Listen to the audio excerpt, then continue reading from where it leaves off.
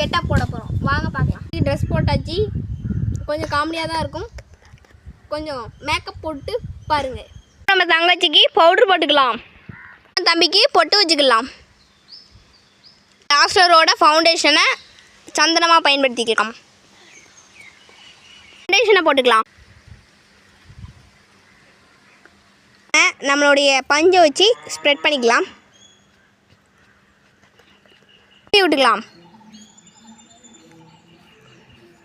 வளையல் போட்டு விட்டுக்கலாம். நம்ம செயின் போட்டு விட்டுக்கலாம். ஷேடோ மேக்ஸ் போட்டு எடுத்துக்கலாம்.